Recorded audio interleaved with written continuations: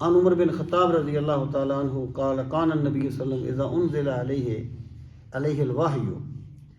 ابن عمر رضی اللہ تعالیٰ عنہ فرماتے ہیں کہ رسول کریم صلی اللہ علیہ وسلم پر جب وحی نازل ہوتی تھی سمع عند وجہہ دوی کا دوی النحل. نال شہد کی مکھی کو کہتے ہیں. تو جیسے شہد کی مکھی بن بناتی ہے ہمیں ایسی بن بناہٹ کی آواز آیا کرتی تھی. فانزل علیہ یومن، ایک دن سرکار پر وحی نازل ہوئی. فمکثنا ساعتا، ہم ایک لمحے کے لیے ٹھہرے. فسریا عنہ، تو سرکار اس سے بڑے خوش ہوئے. فاستقبل القبلہ، آپ نے قبلہ کی طرف منہ کیا. ورفع یدیہ، اور اپنے ہاتھ اٹھا دیے.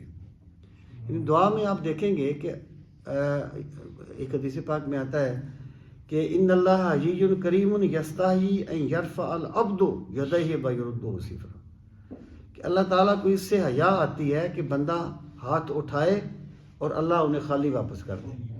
اس کا مطلب ہے دعا ہاتھ اٹھا کے مانگنا جو ہے یہ رسول کریم صلی اللہ علیہ وسلم کی سنت مبارک ہے.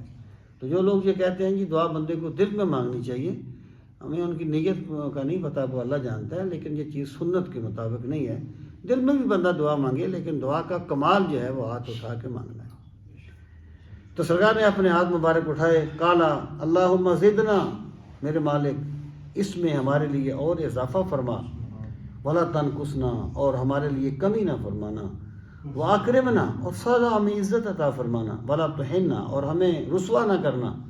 وآتنا، اور ہمیں عطا فرمانا. ولا تحرمنا، اور ہمیں محروم نہ فرمانا. وآثرنا، اور ہمیں ترجیح دینا. ولا تؤثر علینا، اور ہمارے اوپر کسی کو ترجیح نہ دینا. واردنا، میرے مالک ہم سے راضی ہو جا. وارد عنا، اور تو ہم سے راضی ہو جا. ثم قال، پھر سرکار نے ارشاد فرمایا انزل علی عشر آیات من اقامہن دخل الجنہ، کہ اب مجھ پر ایسی 10 آیات نازل ہوئی ہیں جس نے ان کا حق ادا کیا وہ جنت میں داخل ہوگا.